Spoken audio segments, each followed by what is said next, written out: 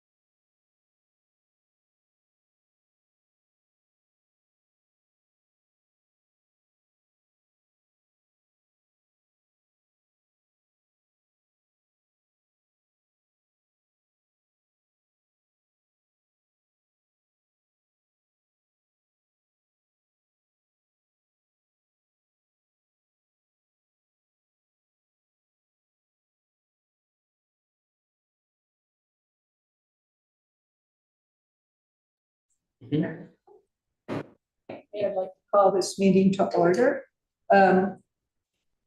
First of all, to determine, do we have a quorum? So roll call, please. Chair Watson. Vice Chair Howe, Here. Commissioner Hunter, Here. Commissioner McCarthy, Yeah. and Commissioner Smith. Here. So the first order would be approval of the agenda. I move to approve the agenda. I'll second.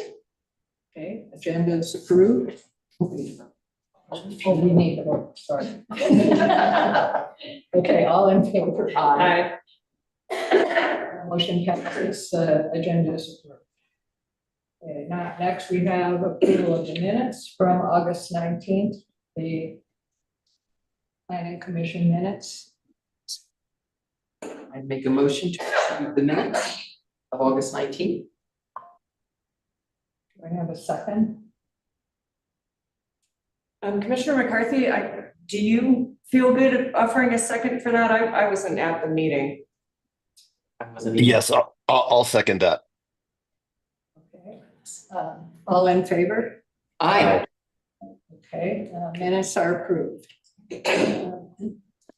Next, we have actions and presentations. We have a public hearing, consideration of recommendation of approval to the Board of Trustees of the final plat map of the minor subdivision on the property at 841 Highway 133, owned by West Elk Land and Hops LLC. So I will now open the public hearing on the consideration of a recommendation of approval of the final plat. Of what I described. There it is. So that is the subdivision on property at 841 Highway 133, owned by West Elk Land and Hops LLC, and represented by David Warren. The purpose of this hearing is to provide a public forum for all interested parties who wish to comment on these applications before the planning commission. The procedure for the public hearing will be as follows. First, there will be a presentation by West Elk Land and Hops LLC. After this presentation, we will allow members of the public to speak for up to 5 minutes. All testimony must be presented at the lectern after you give your full name and address, or write it down on paper there, and I will swear you in. Please do not repeat points made by others, but it's fine to say that you agree or disagree with a comment previously made. Please direct all your comments to the planning commission and not to the town staff or the applicant.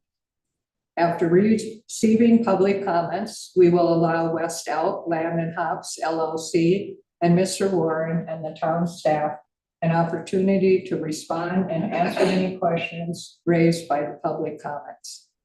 I will then turn the matter over to the planning commission, and the commissioners may ask questions of anyone who testified.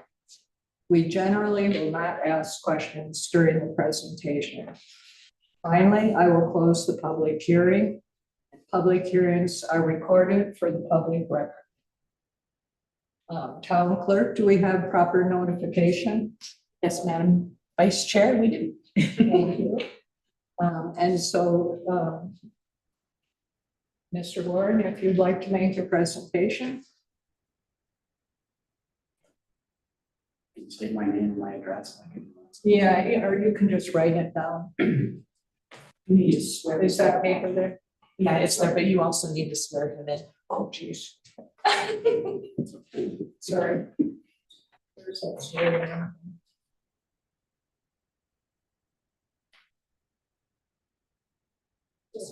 Okay. Mr. Warren, do you swear to tell the truth in this matter? You do? Okay. Please present your presentation. So back in January of this year, we went to town council with our subdivision plans, and our minor subdivision was approved conditionally based on 5 conditions that need to be met. And so within your packet, we have the 5 conditions that were required, and want me to go through them. The first one, this is based on the minutes from the meeting. The applicants grant appropriate access easements on the lots, which you'll see on the plat itself for the 3 lots that we have in minor subdivision. Can you speak up, Mr. Warren? I can try. I know. Should I say that again? Please. So number 1, so there are 5 conditions that need to be met in order for us to be approved for our final plat. Number 1 was the applicants grant appropriate access easements on the lots. There's 3 lots. If you look at the plat, you'll see that the easements are noted on the plat map for each of the lots, access easements.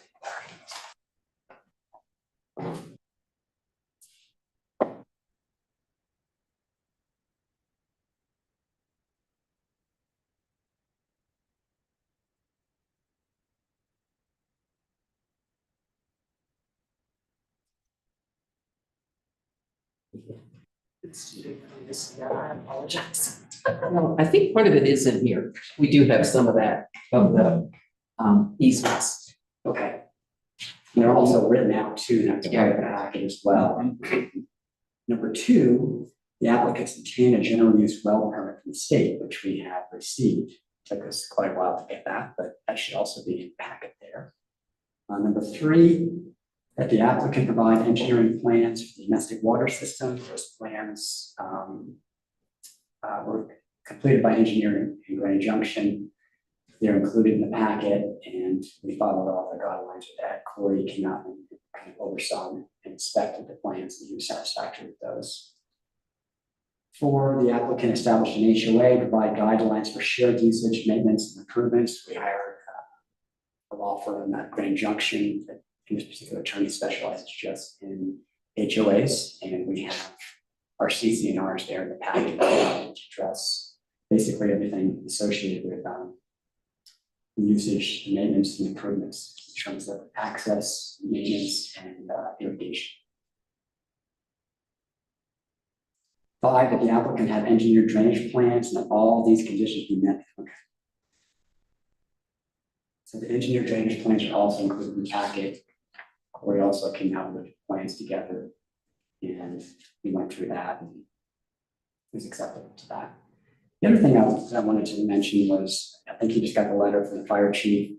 When we were submitting our application for the subdivision, we were asked to go to the fire department and ask them specifically what they wanted for our roads. And they wrote us a letter that we submitted initially with our application back in January, and we basically did everything they asked for. And Blake came out last week with me, and we drove around and looked at everything, and he was happy with what we had done. So it was definitely be safe for handling our fire that went on out there. So those are the 5 conditions. We're kind of here tonight in hopes that you will support us in receiving final plat approval for our minor subdivision.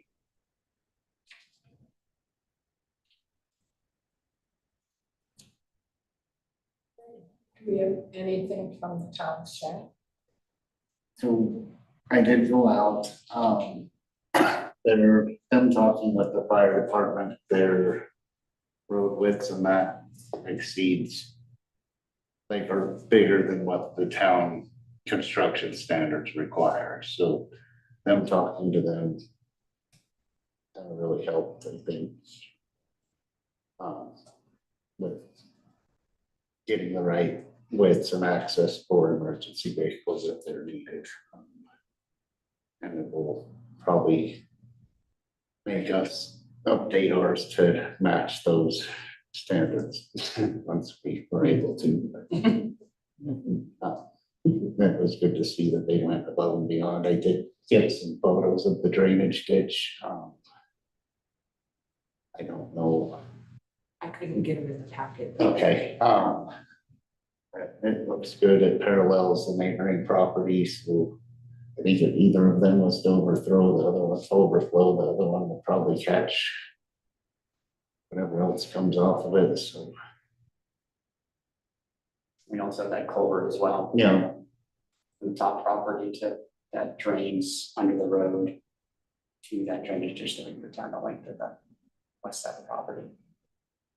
Yeah, I mean, just from going up there, all the conditions that were listed here, I feel that we're met or exceeded.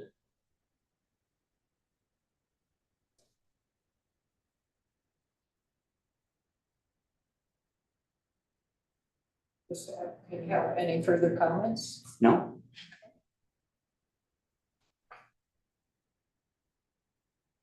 I will now close the public comment portion of the public hearing. Do I have to hit this? Before we close the public hearing, I want to state that the documents included as part of the record for this public hearing include all materials submitted by the applicant, all materials included in the packets, all written referral and public comments received regarding the approval of the final plat and the notice of hearings. Does anyone have any objection to the inclusion of these items in the record? Okay, hearing none, do we have questions from any of the commissioners? Paige? I have two questions. Yes. And the first one is, I'm wondering, on page 39 is your HOA. It's the agenda packet. I'm sorry, I don't know the page number in what you submitted to us. It's the section in the HOA about nuisance. And they talked about light nuisance. And I'm wondering, do you need some help? And you don't have to, it's. No, Okay. are you looking at the CCNR? Yeah, I'm looking It's at. page 8 of that. Oh, you said, I thought you said you're still. Well, it is, it's in our packet, which is what I go on. So it's on page 8 of your HOA. So what I wanted to bring up is, because you're in town boundaries, I think I would like to just put into the record that because we are now a dark sky community and the town has dark sky ordinance, that ordinance be considered in your HOA, that you refer to the town's dark sky ordinance for lighting, for the lighting design and everything else. So So, totally acceptable to us. yeah, and I'm sure the attorney that you hired didn't know that we are now a dark sky, international dark sky community, and the town has created an ordinance. So I don't know I'm not saying you need to change anything. I just want to put that in the record. Sure. To be aware of that when you're doing all your design for lighting. Okay, refer to what the town has adopted. Absolutely. I think also the CCNR does talk about that they are in town and that things have to be done by town ordinance. So that was so double, you're right, we're covered. Good. And then my second one is, could you, again, I don't know what page it's on, is it possible to project page 45 of the packet? It's your drainage plan, and I just wanted you to explain it a little bit. I just saw this and I didn't get it. So I was just curious. So in this case, you are doing internal drainage. Yeah. Because you're obviously no stormwater system is in the vicinity, so you're doing your own internal drainage of, it's storm runoff, not, right? You're dealing with storm runoff off the road. Correct. Okay, so I just wasn't sure, is this your main road and these are, Can I walk over there? Would that be okay? yeah, and It's going really, really slow, so it might actually. Okay. If he does it that way, I'm sorry. yeah, it works for me, because you all have yours pulled up. I just needed an explanation of it, just because I had no idea what it meant. So I can't only answer that. Essentially, so we're coming off the highway, Route 133, this is the traffic boundary. The main road comes in this, it's the new road, the existing 15-foot road goes this way to lot 1, which is where all the buildings are, everything else. And so what we've done, we went ahead and put a drainage ditch, wasn't even required. We basically cut a V ditch right along the fence line, because Marty over at the foundry, his irrigation water comes in here, and he's not taking it this way right now, but occasionally his water comes this way down the ditch and it can sub into our property. So we wanted to protect the integrity of the road that we just built. So basically, he has a ditch on his side, we have one on our side, so it's just an insurance policy. Also, on this portion here, we have a culvert right underneath the highway that's turned, which can be drained right into that drainage ditch. And everyone's thinking flood irrigating this property. We don't have enough water for that. So basically, it's there's already underground pressurized system, so it's either gonna be drip. That's it's 40 feet, so this corner is about 25. Okay, And so this culvert basically starts this corner here drain. So anything on this field, if there ever was, will come through. we just put it there just to protect it. Okay. Just really. So that's, This is the whole west side of the property. So I'll look at this for a second. So the whole west side of the property So this is, is the west side here. yeah, Okay, so we were looking over here, coming off the highway. Here's the first big turn. We come down, and so this culvert is right here. Gotcha. For this field. And this ditch runs this whole length of the property. It's just like. Oh, right, down there where it's already, okay, all right, thank you. I saw, I knew what that's saying.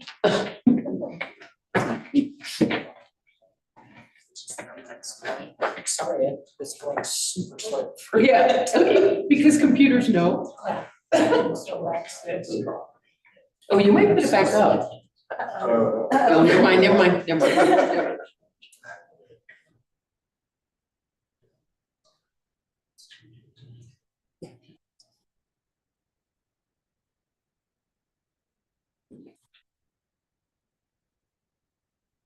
And then, so Pete, I'm sorry that was a little cryptic for you.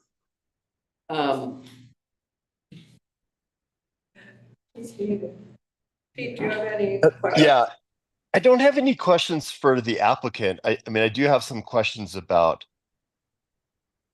like what does approval entail in terms of like, why would we approve this or not approve this? So just some more general, as a new member to this commission, I'd like to have what this process is a little more defined for me. Answer this. Can you hear me okay, Commissioner McCarthy? Yes, I can. Okay, so when he came in for the prior subdivision, the actual request, the planning commission recommended 4 conditions for approval of the subdivision. And then when it went to the board of trustees, they added a 5th condition. And this has come back to you guys today because you guys are gonna have to sign off on it, but in the Colorado revised statutes, 3123-214 subsection 3 in part says that that the subdivider will have to submit to the commission evidence that a provision has been made for facility sites, easements, and rights of access. So this is the only way that they can present evidence to you guys. So tonight, they're just looking for a recommendation of approval. It goes to the board of trustees on November 12th. Okay. And so what would be reasons why we would not approve this? If they didn't legally meet any of the conditions that were put forth. Uh-huh. So really that's what our recommendation is, really just defined along those lines. Did they meet all of those recommendations? Yes. Okay.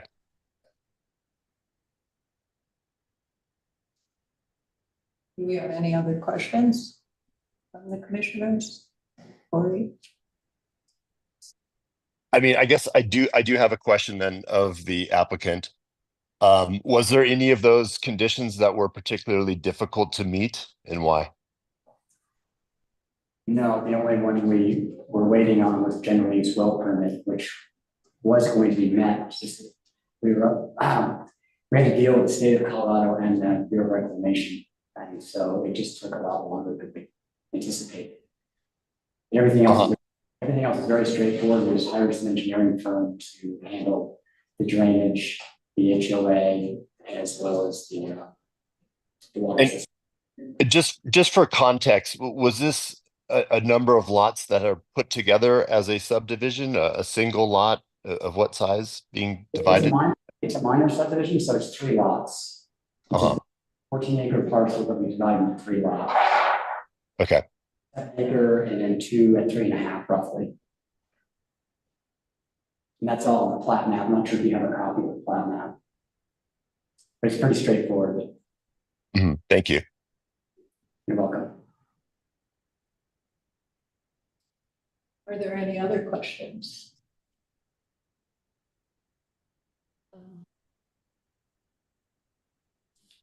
So hearing none, I will now close the public hearing on this matter.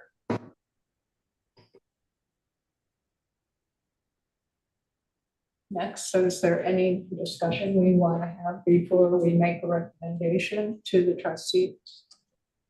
I mean, to me, it all seems very straightforward. This was approved conditionally by the Board of Trustees on the January 23rd, 2024 board meeting with the 5 conditions, and it seems pretty straightforward to me that the applicants have met those requirements. Agreed. Agreed. Okay, so would anyone like to make a recommendation? I'll make a motion. I'm sorry, can I just want to, I also, yes, would agree. I guess my question is, if it's conditionally approved by the board, why is it now back at the planning commission? Like, how did it go? How did it ping pong between like, what is the process here, but the interplay here between the board and the planning commission? Samantha. Okay, thank you, Vice Chairman. The reason is because when we make ordinance on subdivisions in our town ordinance, we're allowed to be more restrictive, but we're not allowed to be less restrictive. And the Colorado revised statutes is very clear that because this is a subdivision, it has to do with easements and basically coming down to street plans and stuff like that, but it has to come back to the planning commission because the chairperson, I mean, if you guys recommend to approve, is going to have to sign the final plat before it goes. So we're basically following state statute, which we can't ignore. Mhm. Thank you. You're welcome. I'd like to make a motion that we recommend approval to the Board of Trustees of the final plat of the minor subdivision on the property at 841 Highway 133 owned by West Elk Land and Hops LLC. Do I have a second? I'll second. Okay, motion carries. Oh, I'm sorry, let's take a vote. All in favor? I Motion carries.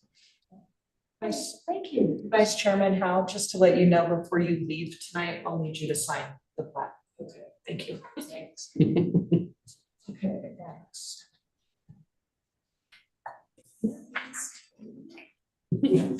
Thank you all. very much. This is a long discussion. Take care.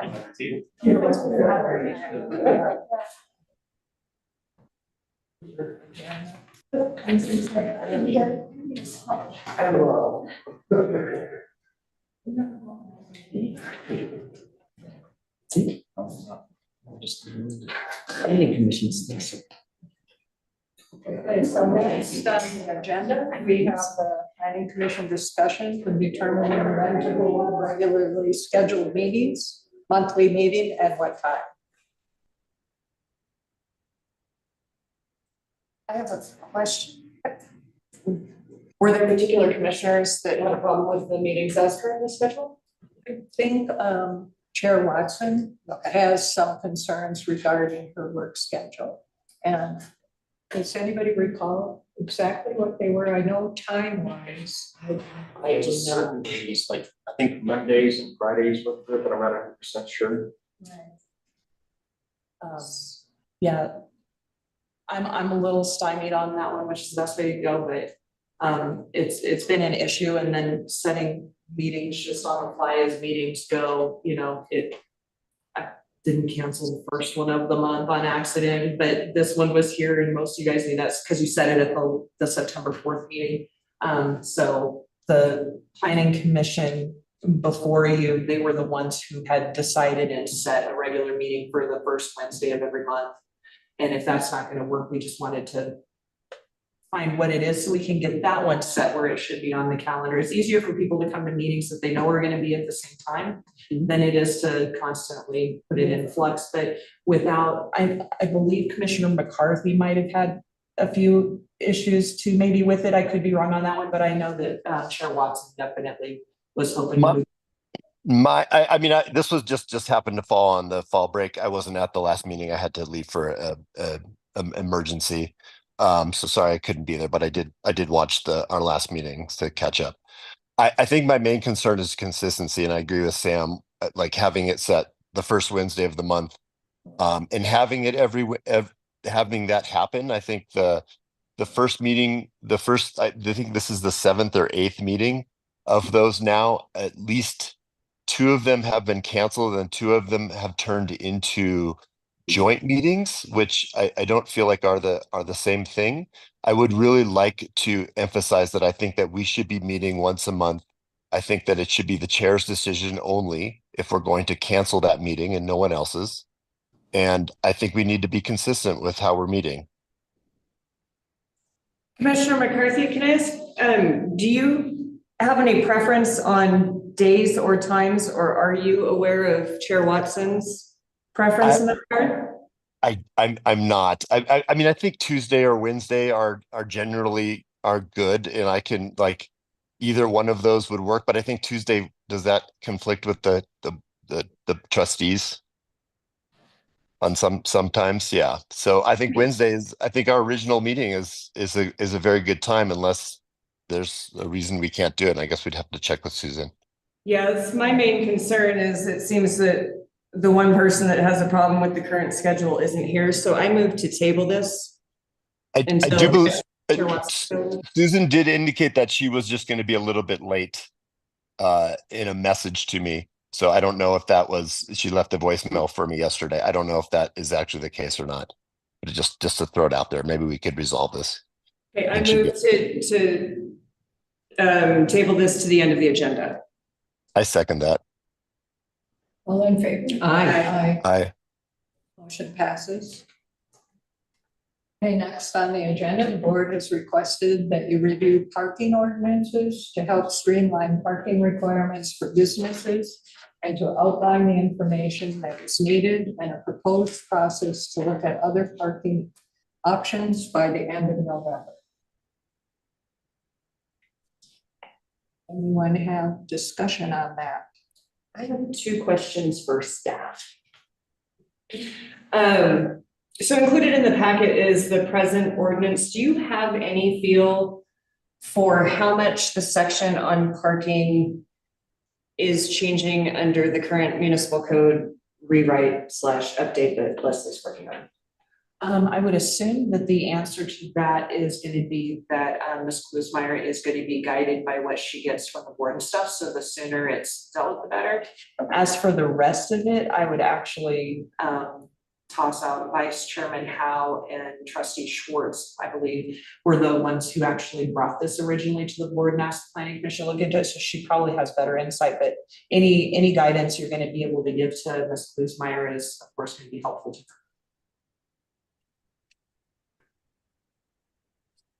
So I believe in the packet, we do have some suggestions that Trustee Schwartz and I made regarding kind of some first steps. It's not, and that's what we thought we'd bring to the commission to add to it and have any comments. We felt like, especially after the study that was done, I believe by police who looked at Did you?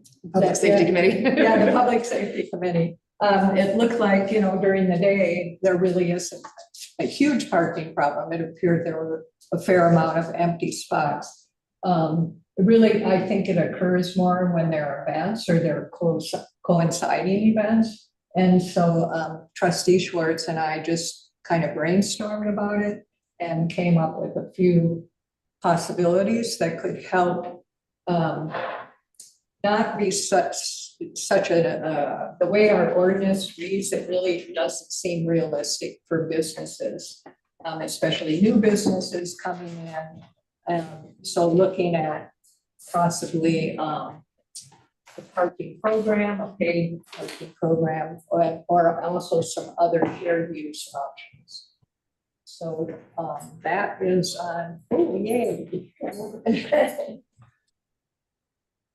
I'm gonna take a minute and turn the gavel over to Okay, where are we at? Chair Watson. We're on talking about parking. We, Okay. the time of the meetings, we were want to wait to see if you were able to show up a little bit later, so that, because that was your biggest concern. Yeah, that's actually Pete's concern, is he only. He did make comments, and, Okay. yeah. Yeah. If you want to read, well, we're gonna go back to that at the end of the agenda. We kind of tabled it to the end of the agenda. Yeah, can we do that? Can we just maybe just stay on what we were talking about? You were about to give what your recommendations were for the parking. Do you want to keep on with the parking then and for Yeah, consistency? Yeah. We did table it to the end of the, we looked at, do you have this, Pete? It's on page 47. 47? Okay. Yeah. And it's just something we presented as a starting point on looking at different areas that might have potential parking and what is the low hanging fruit and what would be ones where we'd have to either have an agreement or a lease. For instance, the parking behind Don's, there's quite a bit of parking space there. I think one of the first steps that we said is determine how many parking spaces would be available in these different areas. So, you know, that's, I think the planning commission would really have to get together and really do a little comprehensive study. And looking at these, and there's possibly, I think we may have left out the area behind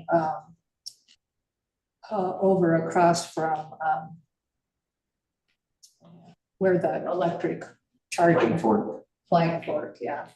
I think we did include that, and that needs to be included on that too, because there's definitely more parking spaces there available.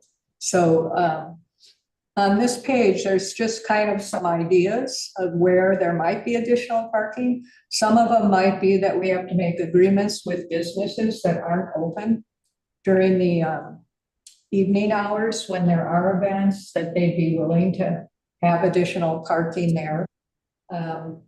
So I think the idea would be to actually do a little study and get very clear on each of these areas, how many spaces would be available and what that would look like in terms of, you know, where to go next. Does anybody have? Well, I just wanted to say that we got 2 extra spaces behind here with the new lines, and the one by Flying Fork is gonna have a lot more spaces. It was surveyed to show that that lot is quite a bit bigger than it looks because of all the growth of trees and shrubs. So there'll be a lot more parking available there once that, but that parking lot's gonna have to be engineered for drainage before it can be cleaned up and for more parking. I don't know how many spaces, but right now people are only really using what is to the facing south before they get to the person's, to the house. So that can go all the way to the alley. And there might be room for head-in parking on both sides, north and east, north and south. You're the chair now. No, I have a question. Is that where the electric vehicle charging station is? Yes, And does that impinge on any of the parking areas? I mean, do you it would have to have be to- accounted for. It, Okay. it certainly can't be moved, Okay, but there's still plenty of spaces available there. so was there any discussion of pay in lieu of parking? So there is some way of financing improvements on town property for this, for businesses that want us to provide parking in town parking lots, like the parking fund? So if we have to do restriping, freshening up paint on the curbs every year. Because what I see, to be a little bit of a devil's advocate, is, look at Don's Market. They took that lot, they were probably required to have parking. The bank required to have parking at one point in time, and they complied with the rules.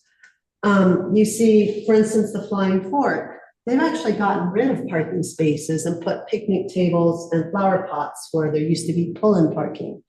They also have a big lot that could be a parking lot if they wanted to be like Don's, but they're using it as their outdoor dining area.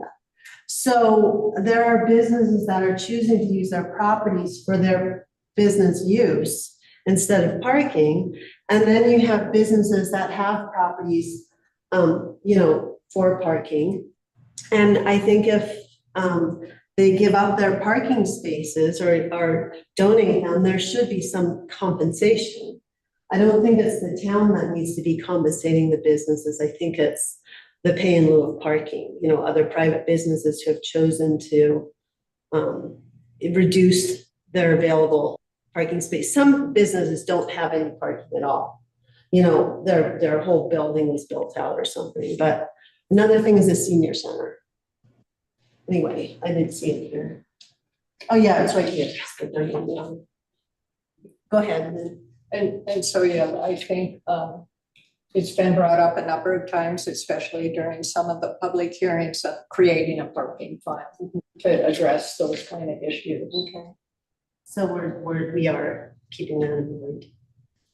And then the manual of uniform traffic control devices, the MUTSED, is what we'd be looking at for establishing like locations of parking from the curb. There's certain regulations that you have to follow, and even the angle of the diagonal, depending on how wide the street is, stuff like that.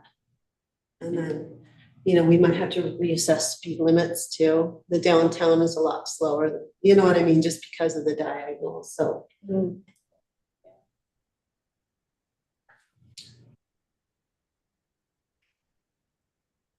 Oh, am I running it now, or are you still doing it? Okay, It's confusing. I have a question. So, I guess there's a lot of information here, but what exactly is a planning commission? What do we do with all of this? I'm feeling very not competent. It's like public works and public safety and. Yeah, I don't feel competent to make a recommendation personally, because there are too many factors here to be considering it. And I don't know if, so let me just say this. So when I come into town hall, I always park in the back. I always find a place to park all during the day. And then you all did your study and there were spaces available on the street. So I'm not sure what it is we're solving.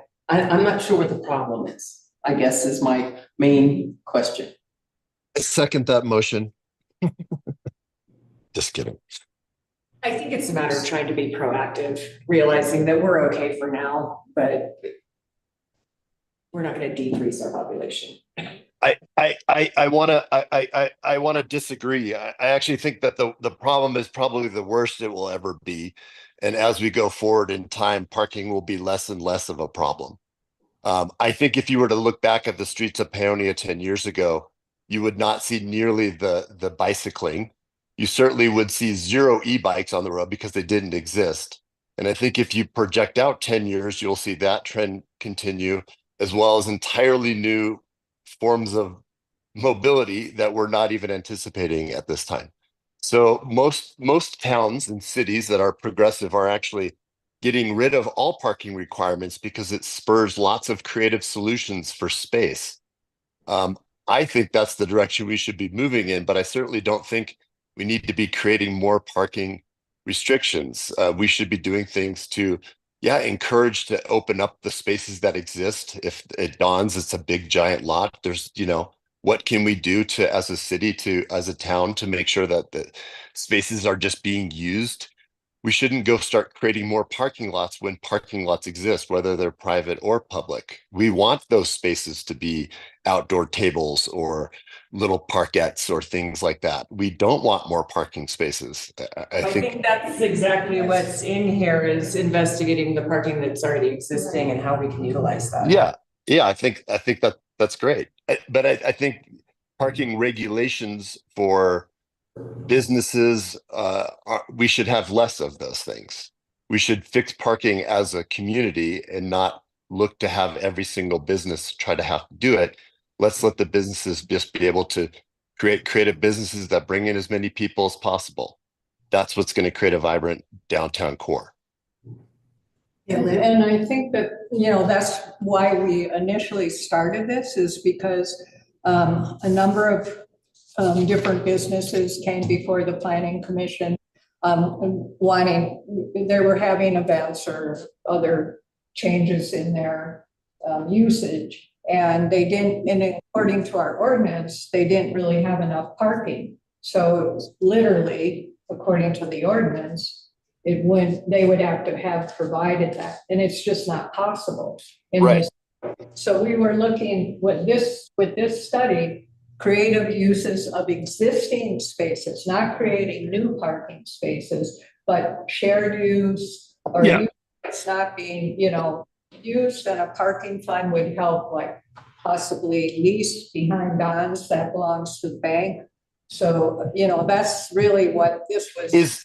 Is the ordinance, though, then asking the business owner to figure out what the public space is, or do they no longer have to have parking requirements because there just is enough public parking spaces, period?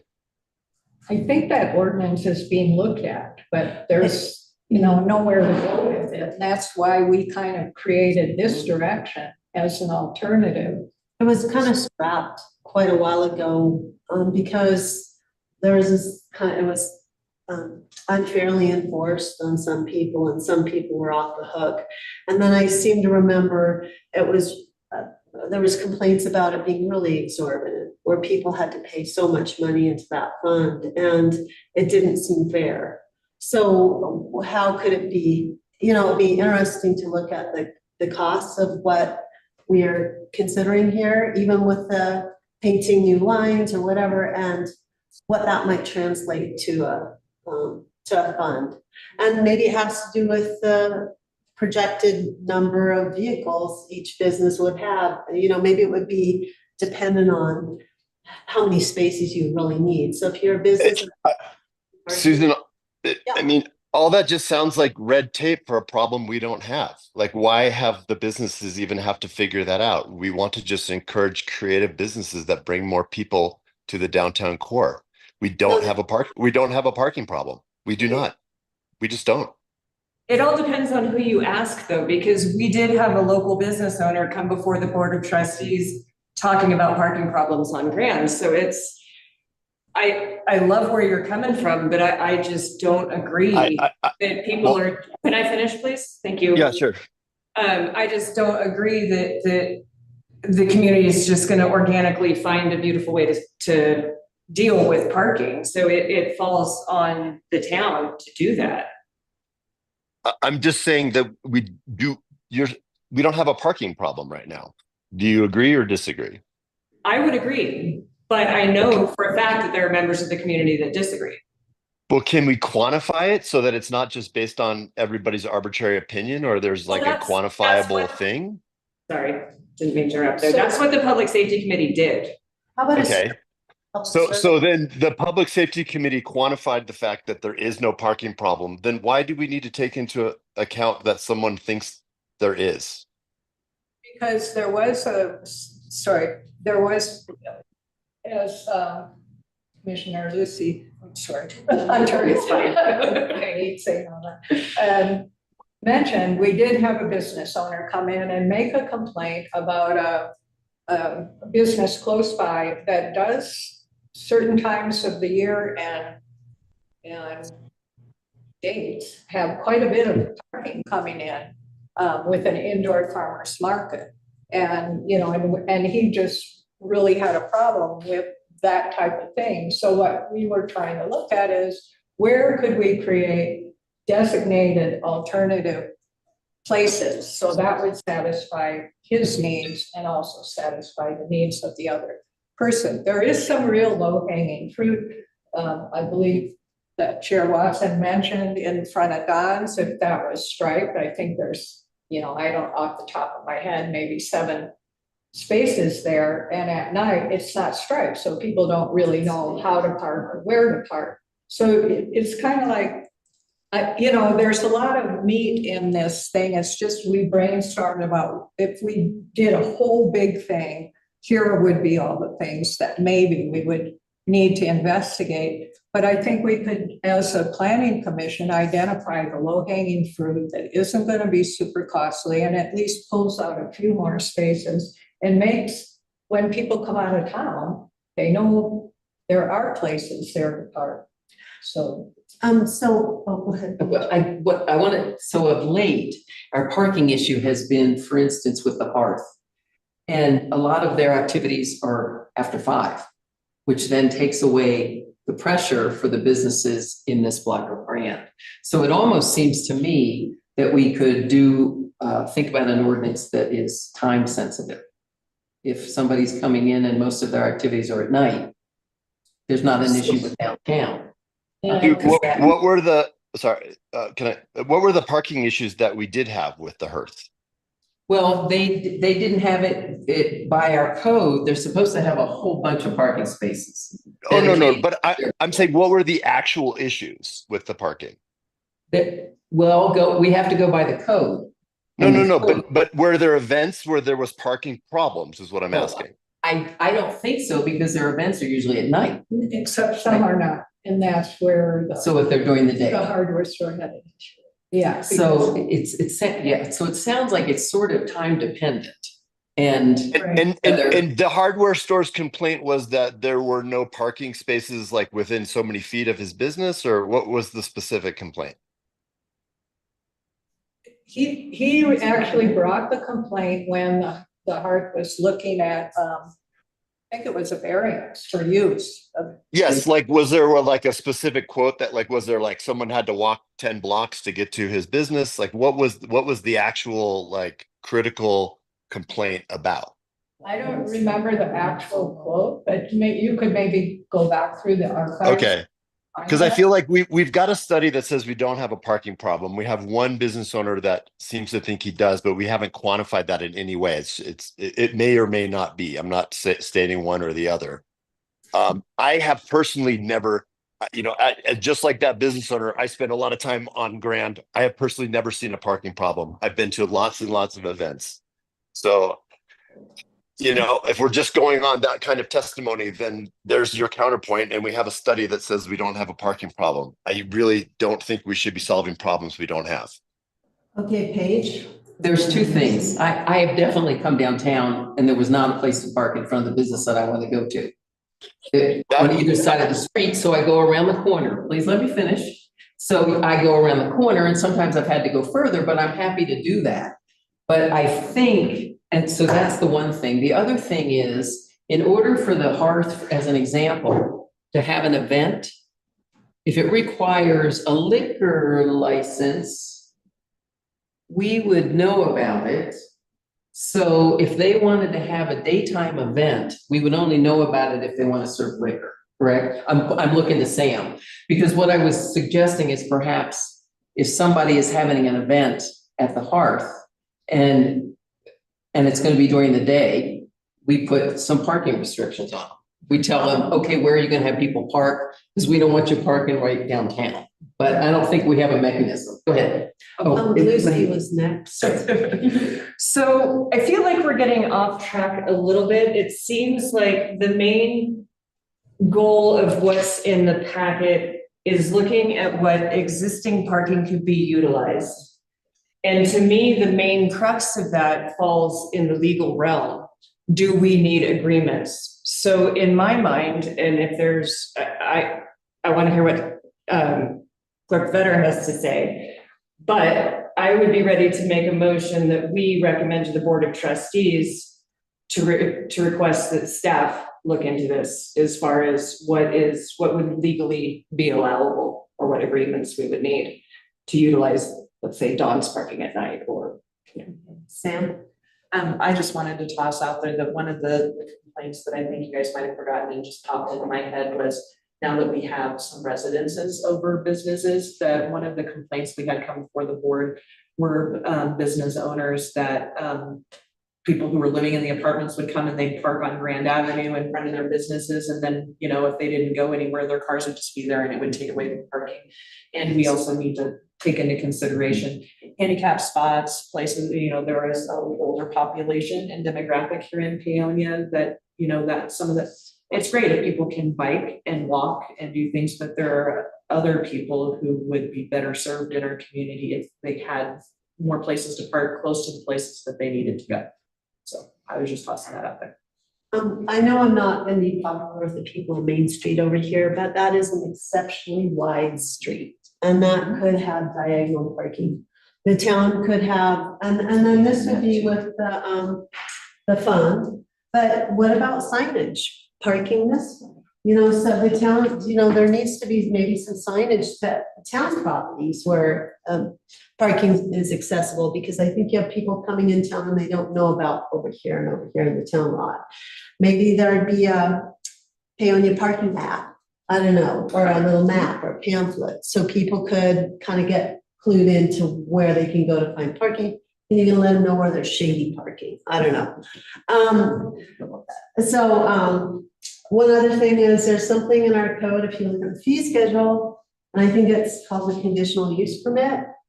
And if you go and read that ordinance about conditional use permits, it does mention parking. So if you have an event that you need to have extra parking for, you come to the town and the town gives you a conditional permit to look at that ordinance. It's kind of interesting. I mean, why do we have a fee if we don't ever like use the ordinance?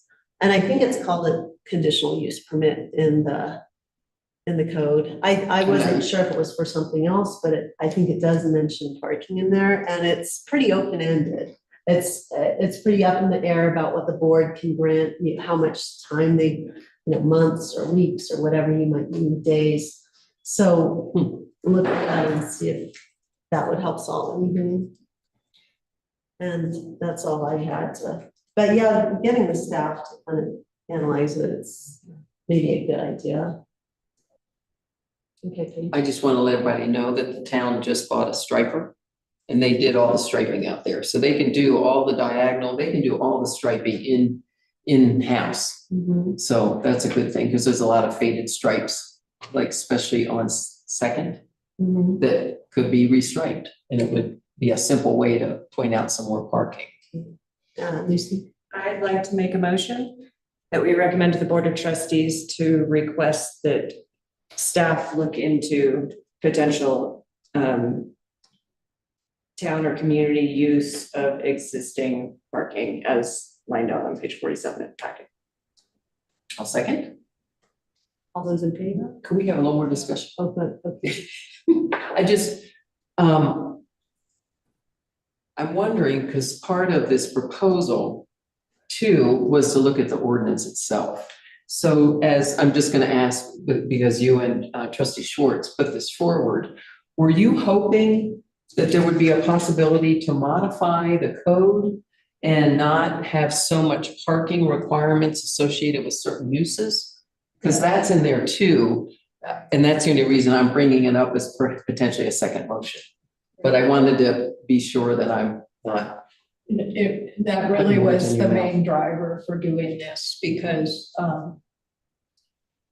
in so many different times that we've heard different things, it seems like the ordinance is pulled from some big city and it doesn't fit our town. And it So it's a little bit draconian for the businesses, I feel, and we're trying to help promote business.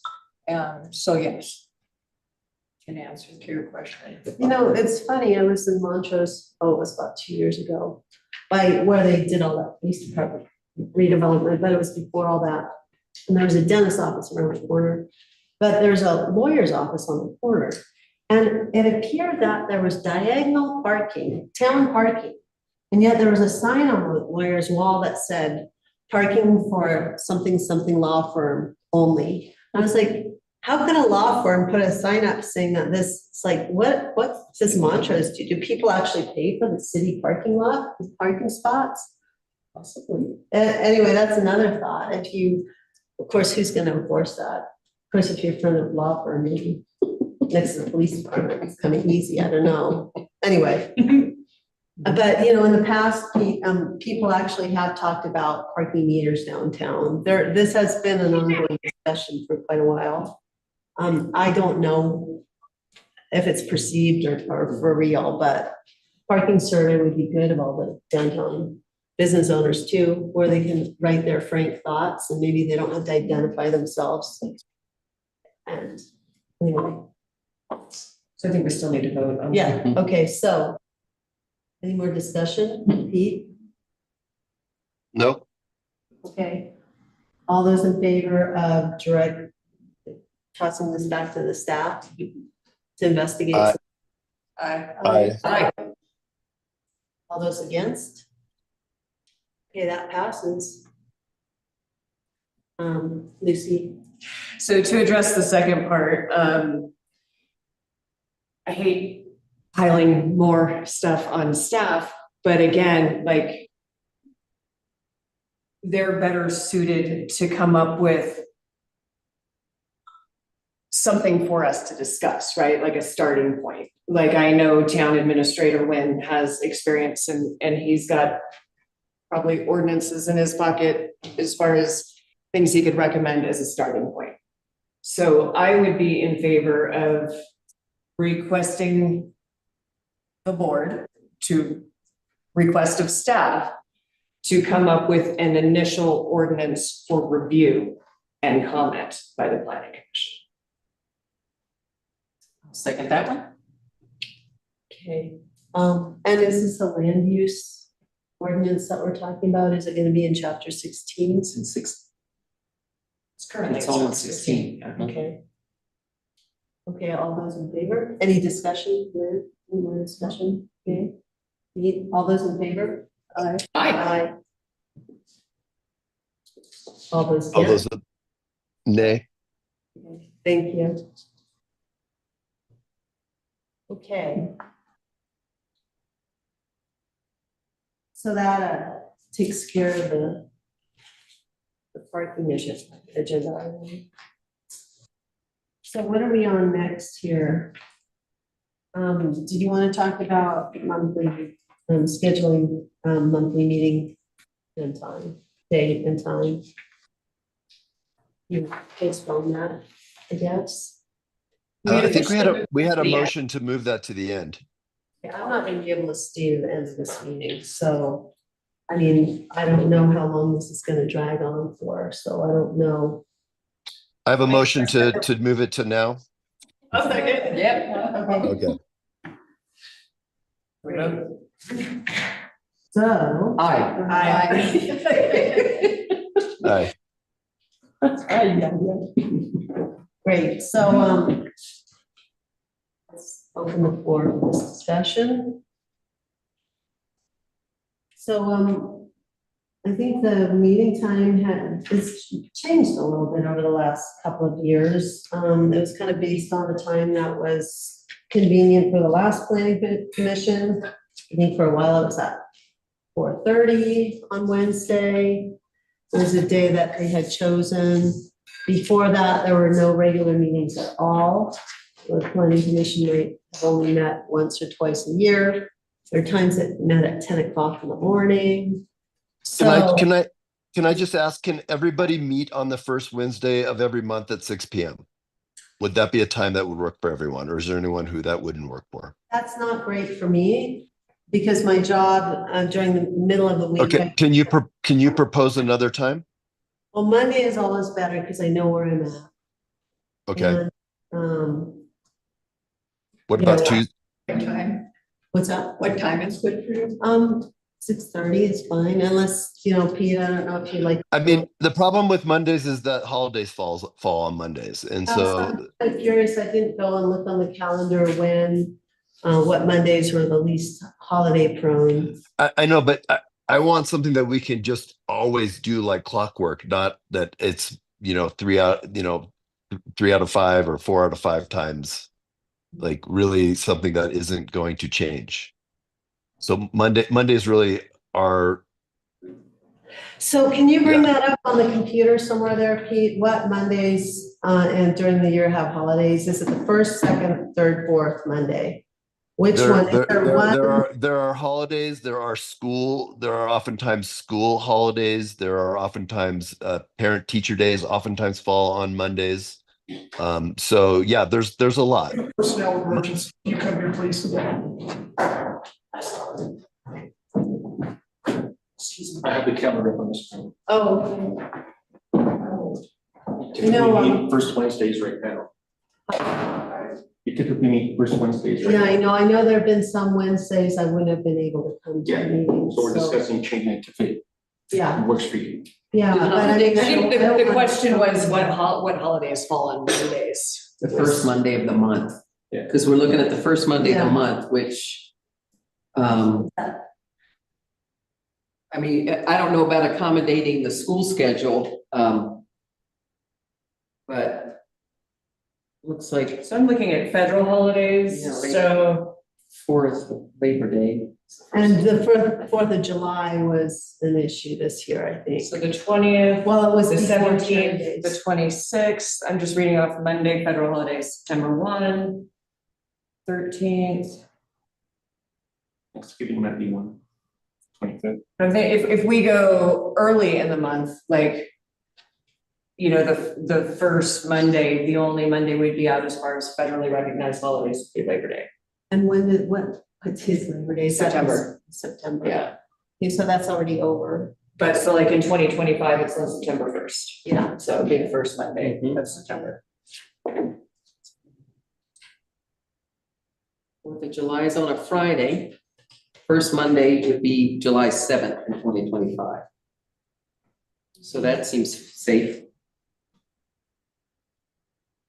And, it's always, planning commissions can change if it looks like it's not gonna work anymore or whatever. It's not like it's set in stone.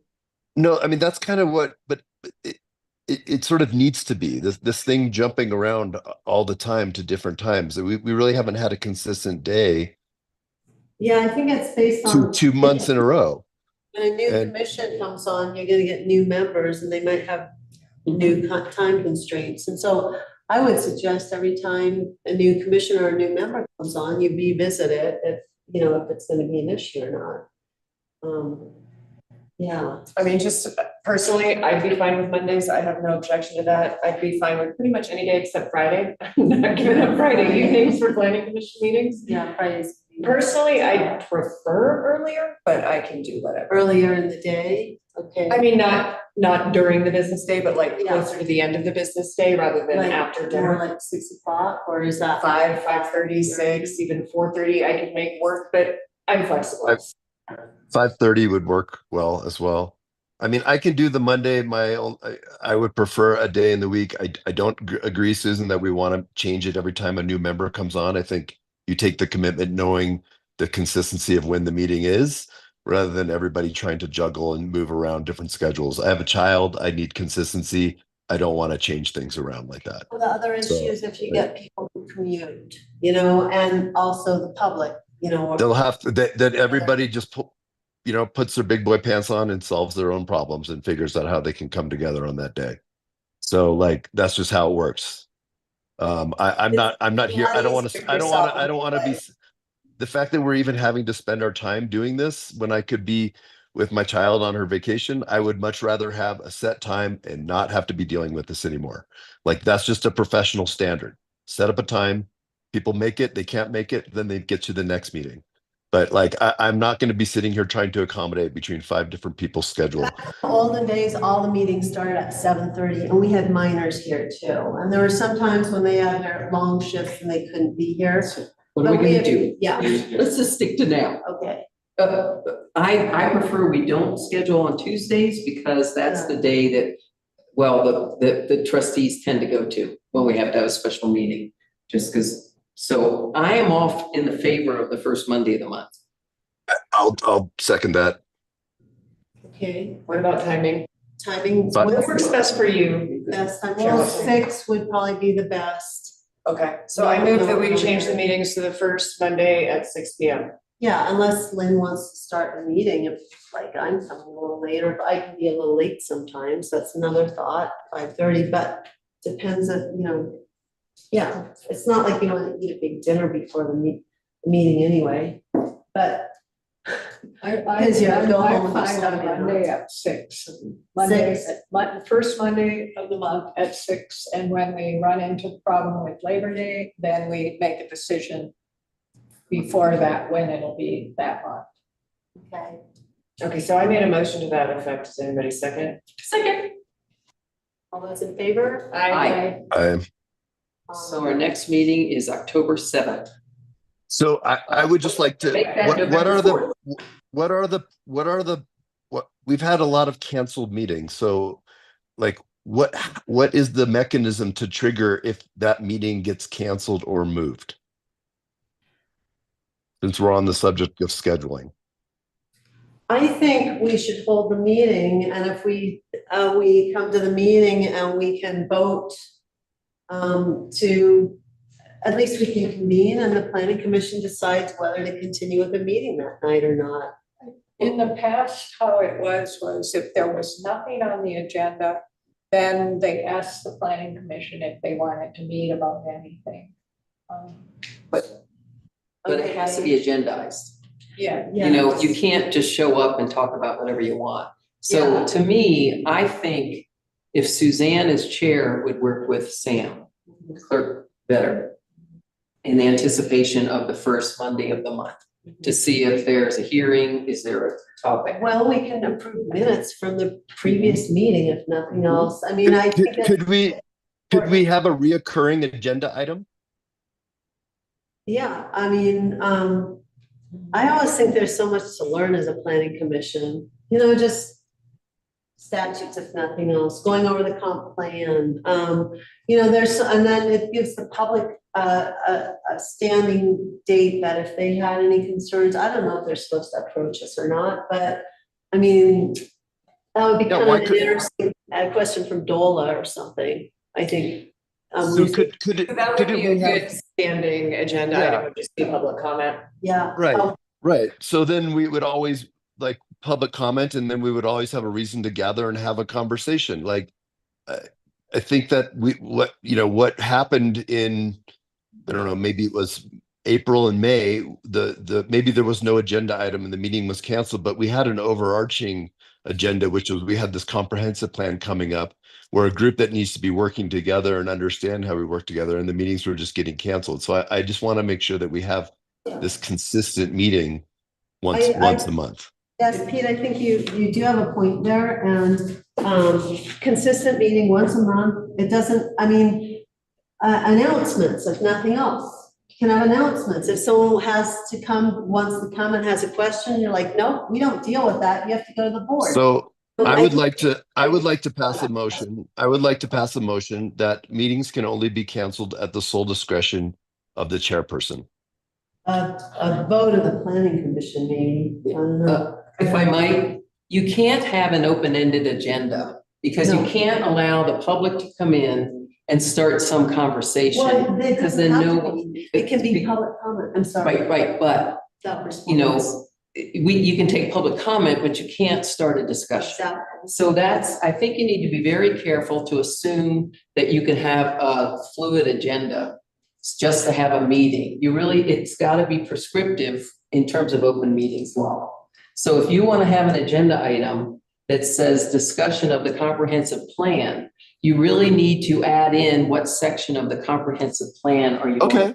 But that doesn't, but my motion still stands because if the chairperson would then say that there's no agenda item and then they're canceling the meeting, or they could place something on the agenda for the reason that they want to meet.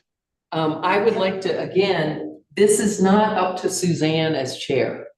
It's up to, she needs to work with Sam as the clerk to set up a meeting because it has to be noticed. And the content has to be developed. It by is Sam. It is up to the board whether we meet or not. I mean, not the planning commission, whether we meet or not. You can't do it solely. Pete, you do not have the ability to agendize it and post it. You have to work in conjunction with the clerk. Can I? Sure, but you're saying that we have the discretion of whether it's canceled or not doesn't mean that we're not working in conjunction with the staff. It just means that if the meeting gets canceled, it has to be someone's decision ultimately, okay? And it should be the chairperson's decision. And it is actually the commission does have the right to define how that gets set and how its agenda gets set and how its meetings get set. And so no one is suggesting we don't work with the town. I'm just suggesting the decision and the authority rests with the chairperson.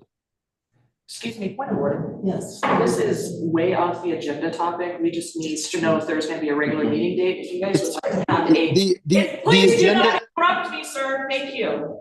If you guys would like to have a discussion about how that stuff goes on, then it's more than fine to notice it, but you cannot just throw something important like this out there without public. It's fine. So this is something I had tried to agendize. Okay, and this but not summer. now. Let me just say, don't interrupt me. I'm the chair. Be And careful. I'm suspending the rules.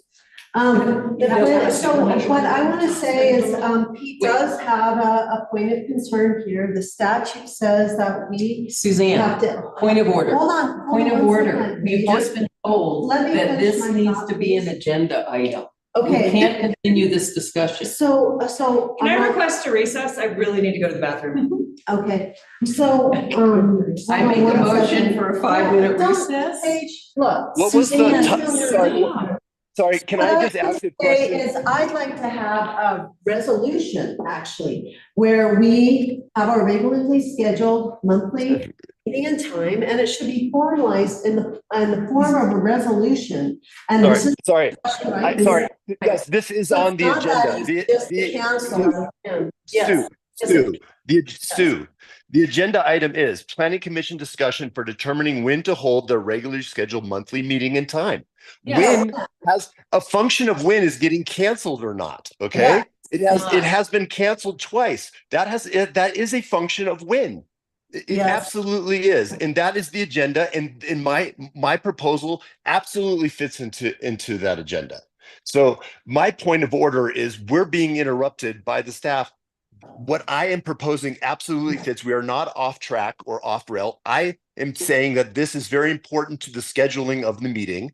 And it is not for the staff to determine whether we should be talking about it or not. It is part of the only question is it part of the agenda. And if you read that number 2 right here, I'm looking at it, it absolutely is. That's the point of order. The point of order is moot. You're not the chair, only the chair can determine a point of order. Well, you just. I'm sharing my opinion. You would Thank you. recognize me. No, I didn't. I didn't recognize you for a point of order. I recognized you because you were raising your hand. If I might. Yes. The reason this is on here is because Commissioner Watson could not make the first Wednesday of the month. That is the reason this is on here. If you want to talk, and again. No, it's yes. also on there because I have been concerned about the number of Please don't cancellations interrupt. that have been happening. Stop interrupting, please. My goodness. Can you So mute it? that's why it's here. And the discussion about who is in charge of the scheduling really needs to have the attorney present because of the things that I brought up about agendizing. Okay, so now at So I this have a point, question. Who put this item on the agenda? that was the clerk. or Okay, whomever. and if a planning commission member wanted to add to it or had concerns about that or wanted to like expand on it, how do they get that on the agenda? That was a concern you voiced several times. Pardon? There was a concern you voiced several times. So I mean, if Pete wanted to like expand on this and to get the agenda changed, how many days, I mean, there's so much we still have to talk about. And so do we have to wait till next month to just talk about how many days before the agenda is posted can we actually change it? Legally, it's 24 hours. So, I'm only trying to get definition around cancellation, which doesn't seem to have any definition whatsoever. And I believe that absolutely pertains to our scheduling. If Okay, things get canceled, it has to do with the schedule. okay, let's have a promise that we're not gonna schedule the meeting and cancel the next regularly scheduled meeting for next month. And we can put this on the agenda and further discussion a little bit more about the mechanisms of how we set agendas, how we cancel agendas. Let's flesh it out a little bit more. Would that satisfy you? Pete? I mean, I disagree with the interpretation that the schedule, the cancellation doesn't have anything to do with regularly scheduling, like that agenda item. It absolutely does. And I don't think there's anything like, who has the authority to cancel a meeting right now? We have a motion on the table, I don't we? actually, I want to say I do agree with Pete. It's not like someone's going to arrest us because we didn't That was done. in Do we vote? detail describe this agenda item. It's a pretty important item. But to move things forward, I think we might want to just, since there's a lot of disagreement here, I think it might behoove us just to continue this discussion to the next agenda item. And Pete, make sure you get your points in to make sure that your points are agendized and it's a little bit more of an open discussion. I don't think you have to be really detailed, just, you know, you can be pretty vague. I've seen pretty vague agendas around here. So- What I'm asking is very straightforward. There's nothing vague I know about what you're asking is straightforward, but when I'm saying agenda items can be pretty open-ended. I think we voted. Did we We vote? voted for the first. Okay. Yeah, we Okay, so voted on the time. I'd like to make a motion, we move on to the comp plan, because if you want to get anything done this meeting, we better do it on the comp plan. Second. Okay, let's move along here. Thank you, Pete, for your concerns about that, because I share your concerns. Okay, so I don't know, where are we at with this? There's a plan, there's a document that was delivered last week, I think it was. And I'm a little confused by some of the work that was presented before that, because I'm not sure I saw it all reflected in the most current version. So have things been modified at all? I know Stephanie stuff. Okay. Did you see that there's 5 things here? Yeah. So your comments from yourself and Lynn are 2 separate documents. They have And I not been didn't see them. incorporated. I didn't see them at all. They're in at this the, thing. they're What page at are they the, on? well, I'd have to find them. You're here. What page? Suzanne. Hang on, let me find it. So if I might explain what has happened here. Well, if you can tell me what page first. I don't and know. I'll I don't know what look, page because it I is. don't believe I have it. It should be. Page towards the- 230. Oh, right here, 233, okay.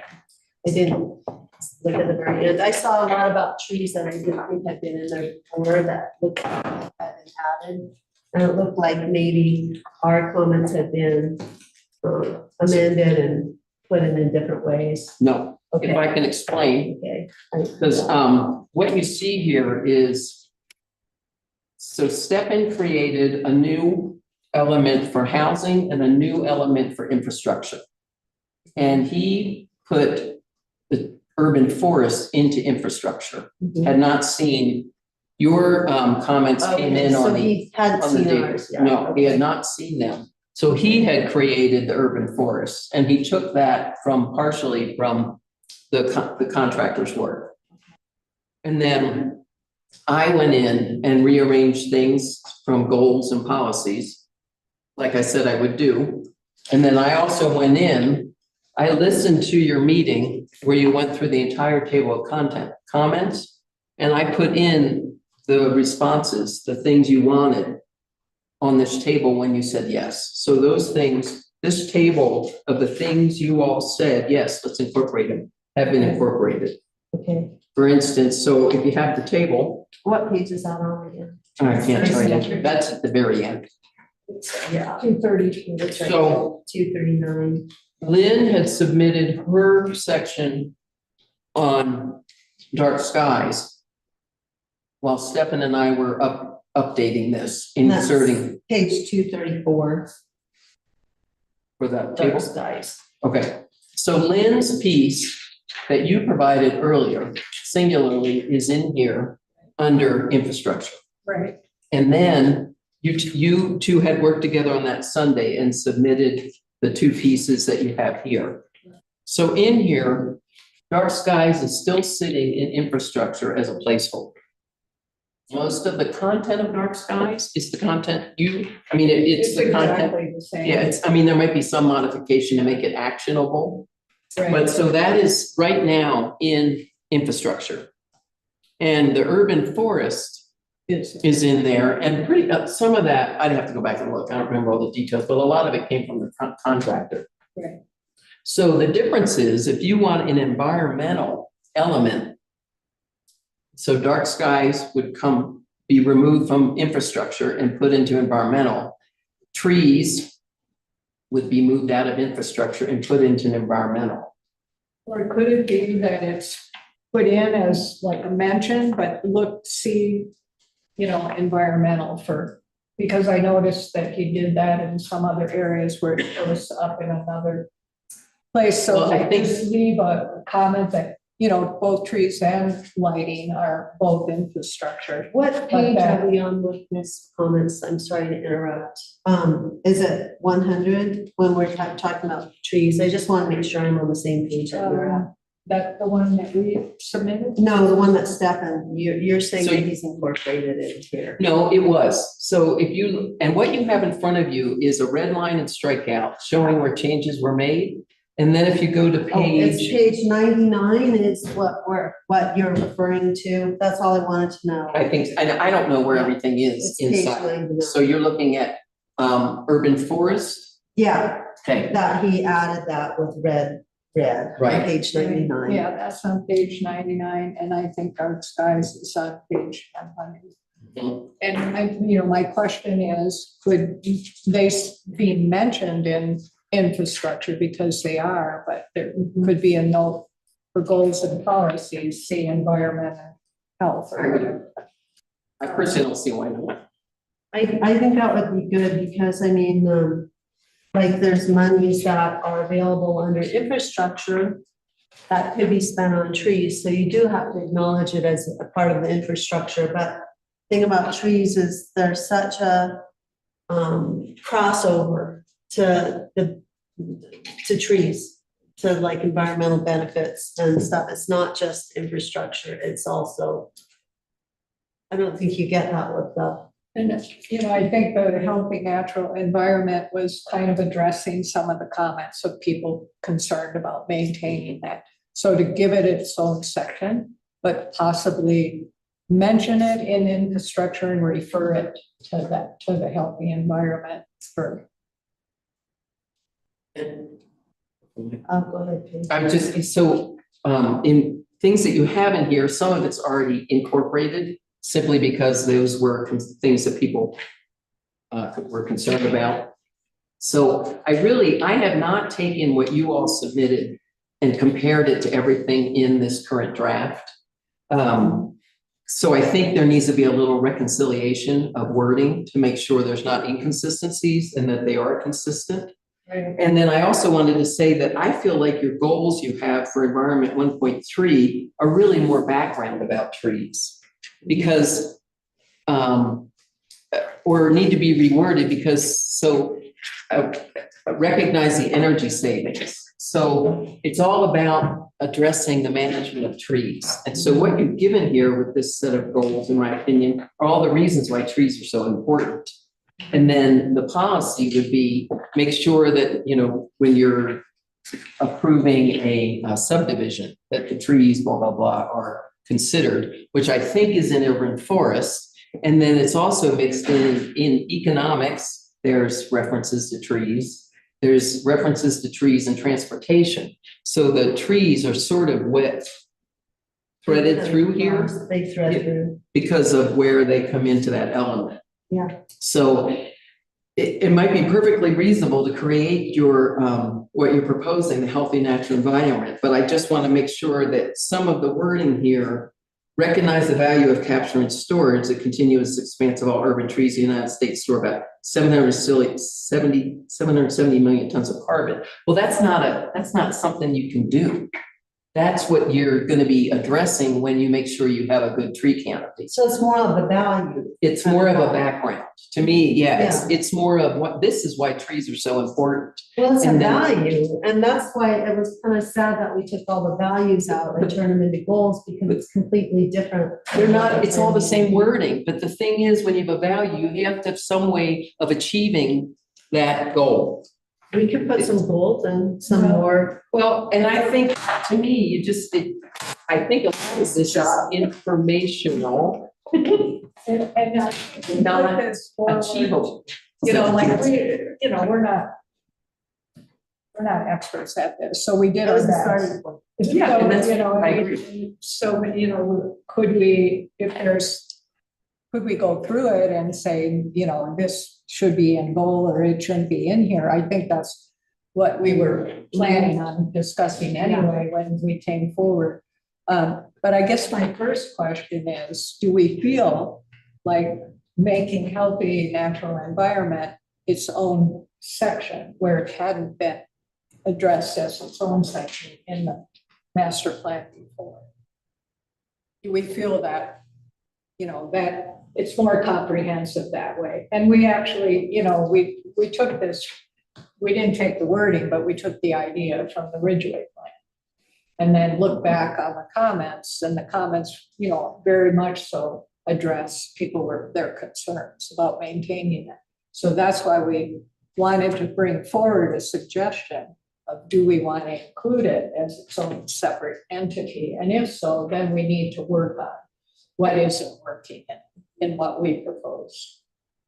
So what I was seeing in the work that's been done on trees, it's mostly it improves people's property values. That's kind of a very shallow, I don't know what the word to use is. It's a very superficial statement to make, and it's something that I guess my frustration is that I think, I mean, if you start reading the studies about how trees are integral in preventing and help mitigating climate change, and it's something that we can do at a local level, and it's very close to home. I'm just thinking that I'd like this kind of reflected as something that's a really important driver in our plan about maintaining that quality of life that people desire here. And one thing, look on the plans and stuff that we mentioned. What page are these? Is it near the beginning when we talk about the different heart and soul and the different things that have informed this plan? I'd like to see the Paonia Tree Survey from 2020 in there. It's here. Where is it in the If beginning? you What go to page 99, under urban forests. No, I Oh, want to oh, put it in can be the added. list of plans in Yeah. the beginning, because it's something that we need to keep like pointing Yeah, it can to. be, that's Yeah. easy. But it's mentioned, To add that, Okay, it's mentioned on page 99, yeah. under infrastructure We need to put it policy. with the other plans. I know what you're talking about. I did see it there on this page right here. So anyway, go ahead, Lynn. So I'd like to go back to, I guess I'd like a short discussion, and then I don't know if we need to make a motion on if the commission feels that adding this as a separate entity is a good idea or what. So, I mean, I'd like to just clarify that so that we know what's happening with it. By second entity, do you mean an element? It would be its own element in the next master plan. Environment. Ah. And not trees by itself. We even talked about getting the conservation center, talking about the river park, you know. So I they're- think it's under Yeah. recreation. So Yeah. I think we just need to be sure that because there is mention of the river park under recreation. Yeah, So again, don't want to be contradictory in the goals and policies. And that would take a little looking.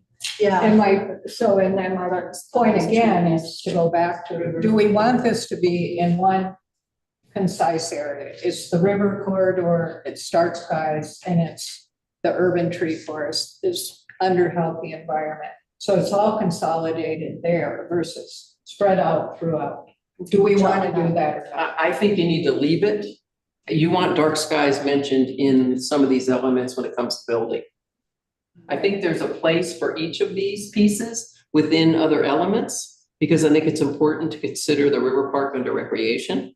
So it's not, to me, this is not a standalone section. It's really supplementary of that importance. And I think that's why it's important to look at what is currently being proposed for goals and policies for dark skies, trees, because they're, like I said, these things are woven in here. These are not standalone. We need to consider these things under economics, a vibrant downtown, transportation, recreation. So I don't see any problem with having a separate one to just emphasize how important the environment is, but you want to make sure that the goals that you have here, if it has to do with the road, that it's inserted with transportation.